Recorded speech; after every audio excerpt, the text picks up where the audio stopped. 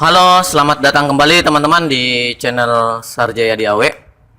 Jadi, melanjutkan pembahasan sebelumnya terkait pembuatan sheet pintar untuk persediaan. Jadi, di sini jika teman-teman buka file sebelumnya, di file latihan kita, di sini kita sudah membuat profile atau profile menu untuk sheet untuk profile usaha kita.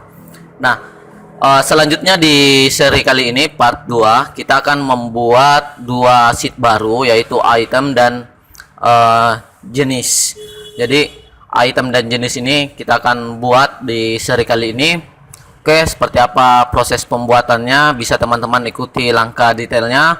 Tapi sebelum masuk ke materi, kembali lagi saya ingatkan kepada teman-teman untuk selalu mendukung saya, selalu mensupport channel ini untuk bisa berbagi ilmu, berbagi tips dan trik terkait menjalankan bisnis Anda, kemudian mengolah data menggunakan Microsoft Excel. Oke teman-teman, jadi mohon dukungannya untuk subscribe. Dan jika teman-teman sudah subscribe, silahkan jika ada yang kurang jelas boleh dimasukkan di kolom komentar untuk kita diskusikan bersama. Oke, langsung saja di sheet. Untuk file latihan sheet pintar ini, teman-teman buat dulu yang baru sheetnya. Di sheet ini yang muncul, kemudian teman-teman klik kanan, pilih rename. Setelah pilih rename, teman-teman masukkan item, enter. Di bagian yang berwarna putih ini kita Ctrl A dulu untuk memberi ganti teksnya. Untuk teksnya itu terserah teman-teman saja. Di sini saya menggunakan Century Gothic. Lalu untuk size-nya, ini kita menggunakan 10 teman-teman ya. Nah, kita perbesar dulu. Oke. Nah, sekarang di menu item ini kita akan buat dulu formatnya di bagian pertama yang teman-teman harus buat. Jadi kita kesampingkan dulu untuk menu ini teman-teman ya. Kita buat dulu formatnya saja. Jadi di sini ada yang pertama di bagian B2. B2 teman-teman ketikkan sama dengan, kemudian kan sebelumnya sudah buat nama. Jadi ada nama di sini, teman-teman sisa enter, maka muncul nama usaha teman-teman di sini. Jadi jika teman-teman menginginkan di sini huruf besar semua, bisa menggunakan trik yang kemarin teman-teman di video sebelumnya menggunakan upper seperti ini. Oke. Di nama ini teman-teman masukkan upper, lalu tutup kurung, kemudian enter, maka otomatis diubah menjadi huruf besar semua. Selanjutnya di bagian kedua kita masukkan secara manual. Ini ada daftar item. Oke, seperti ini daftar. Dan kita akan buat periode ini teman-teman. Oke, ini ada periode yang akan dimunculkan. Pertama, buat dulu untuk sementara menu saja. Jadi buat sheet baru, kemudian beri nama menu seperti ini. Di sini kita buatkan dulu yang sama persis di sini, ada di B2, kemudian di sampingnya. Oke. Periode awal dengan periode akhir. Di sini ada periode awal. Jadi di B2 ini teman-teman masukkan periode awal. Kemudian di B4 kembali memasukkan periode akhir. Di periode awal, kemudian di bagian C ini teman-teman gabung saja. Lalu di periode awal ini teman-teman masukkan tanggal di sini. Contoh saja, misalkan tanggal di sini format laptop saya adalah bulan dulu teman-teman ya. Jadi bulan 1 tanggal 1 2020. Lalu di sini periode akhirnya misalkan tanggal 30. Oke, bulan 1 tanggal 30 2020. Nah, setelah jadi seperti ini tidak usah dimodif dulu. Nanti kita akan membahas tersendiri di bagian pembuatan menu. Di sini kita hanya butuh tanggalnya dulu. Jadi di sini teman-teman ubah namanya di name box. Di bagian atas ini klik dulu tanggal yang pertama. Teman-teman isi dengan nama awal atau ini tanggal awal. Jadi tergantung penamaan dari teman-teman sendiri. Yang penting diingat teman-teman ya. Kemudian yang di D4 atau tanggal akhir, masukkan teman-teman di sini akhir di name boxnya. Kemudian enter. Kembali ke item yang tadi, di sini teman-teman bisa memasukkan fungsi yang akan kita lakukan untuk mengambil tanggal yang ada di bagian menu tadi. Jadi sama dengan kita buat dulu tanda kutip. Di sini ada periode. Kita buat dulu, ketik dulu manual periode, kemudian spasi tanda kutip. Jadi kenapa teman-teman di sini harus menggunakan tanda kutip? Karena lagi-lagi saya sampaikan bahwa teks dalam penulisan formula Excel itu harus diawali dan diakhiri dengan tanda kutip 2. Kecuali angka bisa langsung teman-teman. Kemudian kita gabung dengan periode awal. Jadi awal ini kita gunakan dulu teks. Jadi untuk mengubah format tanggalnya kan ini awal kemudian koma atau titik koma tergantung dari pengaturan laptop teman-teman. Di sini formatnya tanda kutip 2 itu buka, kemudian masukkan formatnya, bisa jadi teman-teman atur sendiri. DD itu berarti hari dulu 2 digit, kemudian bulan 3 di tulisan pendek saja, M-nya 3, kemudian Y3 juga, kemudian balas tutup tanda kutipnya, kemudian kurung. Kita tes dulu sebelum kita edit kembali. Maka di sini muncul periode 1 Januari 2020. Nah, selanjutnya teman-teman tambahkan lagi dan tanda kutip 2 kali sama dengan sampai dengan jadi SD. Bisa disesuaikan sendiri teman-teman ya. Tanda balas lagi, kasih spasi, kemudian dan kita kembali format teks, nilainya itu adalah yang akhir teman-teman, kemudian formatnya sama DD MM, kemudian YY, balas, kemudian tutup.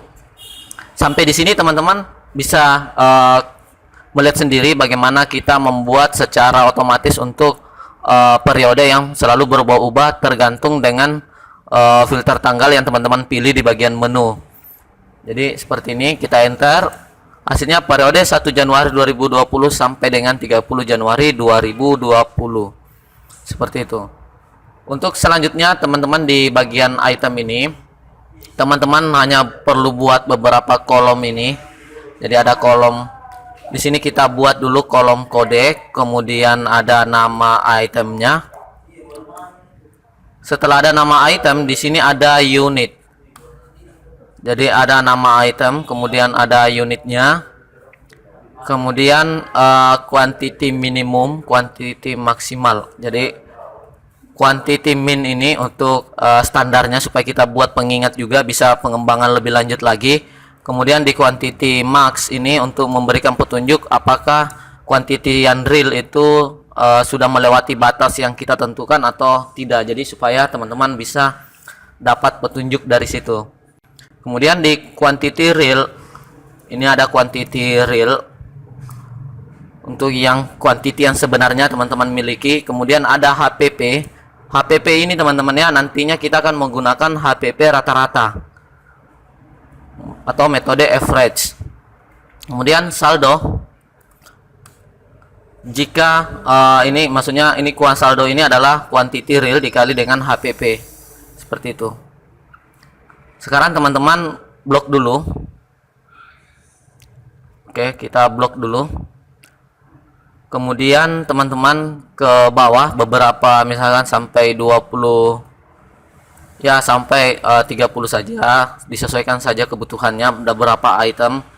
Kemudian teman-teman masuk ke borders, more borders, lalu di borders ini teman-teman pilih ininya, colornya. Ini saya pilih yang white background 1, darker 25%, nanti disesuaikan saja. Kita buat dulu untuk semua outline-nya, kemudian inside-nya juga supaya ada di sini muncul. Setelah jadi seperti ini teman-teman ya, ini sudah ada tapi belum kelihatan karena garis default dari Excel ini warnanya sama teman-teman. Makanya kita ke menu view lalu hilangkan grid lines seperti ini. Maka ini akan muncul garisnya. Oke, sekarang kita blok kembali. Kita blok sampai baris ke 30 dalam kolomnya. Kemudian teman-teman, kita akan masuk ke menu ini, menu home, lalu pilih conditional formatting untuk memformat tabelnya supaya ada lebih menarik lagi teman-teman ya. Pilih highlight, kemudian more rules. Di sini use formula. Jadi kita akan menggunakan formula seperti biasa formulanya teman-teman ya, yang di video sebelumnya, sama dengan mode. Jadi mode buka kurung, kemudian row, buka kurung, tutup kurung, kemudian koma 2, tutup kurung, sama dengan 1. Jadi kita selang-seling 1. Jadi setiap satu baris warna lain lagi. Kemudian formatnya kita akan ubah warnanya, bisa jadi kita berikan yang agak ini saja, yang agak putih. Ini warna, sebenarnya warna disesuaikan selera saja teman-teman ya. Kita oke. Nah seperti ini teman-teman. Sekarang supaya lebih menarik seperti ini tampilannya, teman-teman sisa blok saja sampai kolom J ke bawah sampai 30 ini, sebanyak yang teman-teman buat. Oke, 32. Kemudian dari sini teman-teman pilih warna saja. Oke, seperti ini.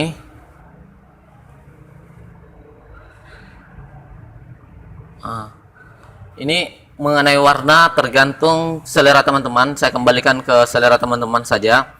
Kemudian kita akan hilangkan untuk kolom K yang di sini. Kita Ctrl Shift, jadi tekan Ctrl dengan Shift bersamaan lalu arah. Jadi setelah klik ini tekan Ctrl tambah Shift lalu arah kanan. Kemudian klik kanan di sini height. Setelah itu di bagian baris akhir di sini 33 Ctrl Shift lagi, kemudian arah bawah. Kemudian klik kanan lalu height. Nah, ini sudah rapi teman-teman ya. Kita buat dulu satu contoh, 1 2 3. Nanti teman-teman bisa atur sendiri. Kemudian nama itemnya di sini adalah, misalkan teman-teman buat barang A, kemudian barang B, barang C. Unitnya di sini kita berikan saja pieces. Oke, nanti diatur quantity minimum misalkan 5. Oke, quantity maksimalnya 30 untuk barang ini 25 supaya sebentar ada variasi nantinya teman-teman ya. Quantity real dengan quantity dengan HPP itu nanti teman-teman kita akan isi. Jadi ini nanti kita buat setelah tabel yang berikutnya kita sudah buat teman-teman. Nah, khusus di saldo ini teman-teman bisa menggunakan if error saja teman-teman. Jadi sama dengan,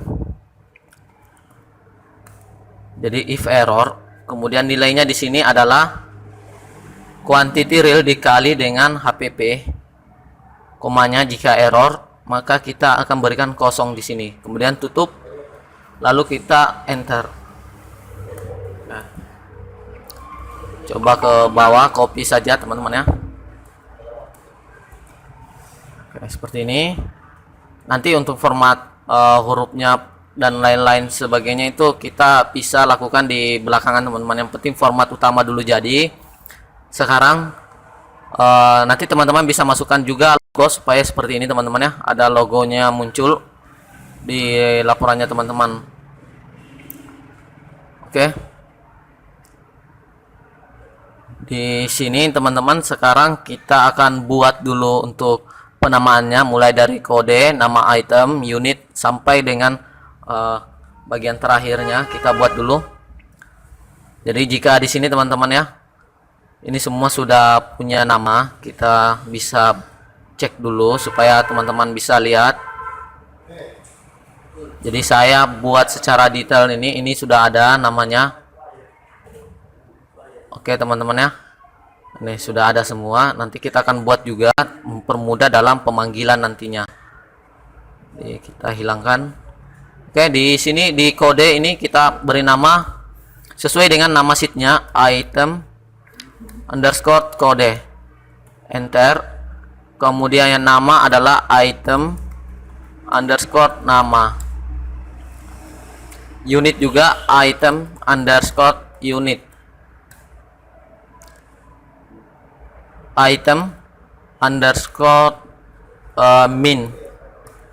Untuk quantity maksimal item underscore max, quantity real item underscore real, kemudian HPP item. Jadi nama ini yang penting teman-teman bisa ingat dan bisa hafal karena teman-teman sendiri yang buat. Kemudian HPP, kemudian saldo itu item underscore saldo. Nah, setelah selesai yang seperti ini teman-teman, kita buat tabel yang pertama. Teman-teman save dulu, Ctrl S supaya tidak hilang datanya kalau ada yang error. Kemudian buat baru lagi sheetnya, ubah nama atau klik 2 kali atau bisa juga rename. Masukkan jenis di sini. Oke. Jenis ini berpengaruh di bagian transaksi nanti teman-teman. Jadi teman-teman kelompokkan dulu. Di sini ada keterangan, tipe, kas, bank, tunai, saldo awal. Nanti ini akan saya jelaskan secara detail nanti pada saat penggunaannya. Kita buat dulu formatnya teman-teman ya. Seperti biasa teman-teman bisa ubah dulu untuk teksnya. Saya di sini menggunakan Century Gothic, lalu size-nya ini font size-nya isi 10. Oke, di bagian B2 di sini ada B2, kita buat dulu keterangan. Kemudian di sampingnya teman-teman ya, di kolom C2 di sini ada tipe, dan di D3 ini teman-teman masukkan kas atau bank. Ini akan berguna nanti pada saat pembuatan laporan secara otomatis, maka teman-teman bisa ikuti dulu.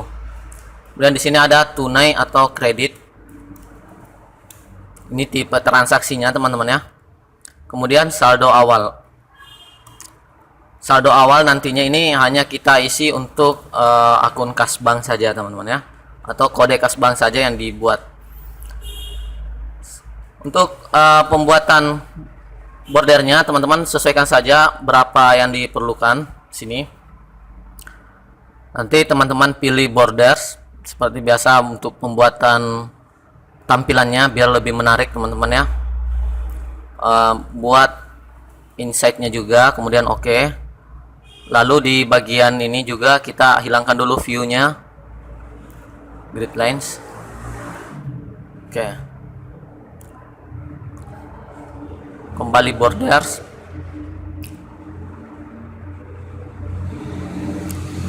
Warna disesuaikan saja teman-teman. Oke, setelah selesai seperti ini, nah sekarang teman-teman bisa isi saja yang default ini adalah yang saya berikan tipe in out ini. Tapi untuk mempercepat saja saya copy saja contoh di sini. Lalu di sini saya paste. Tapi pastenya di sini adalah paste value. Supaya itu untuk mengubah supaya format dan lain-lainnya itu tidak akan ikut ke file yang baru. Ini hanya mengambil teks saja. Teman-teman bisa ketik manual, saldo awal, pembelian, penjualan, retur jual, sampai dengan akun-akun biaya-biaya teman-teman. Di tipe ini teman-teman pilih data, kemudian masuk ke filter data validasi, data validasi ini untuk menentukan list yang akan kita buat. Jadi pilih list di sini. Source-nya itu teman-teman masukkan di sini in koma out.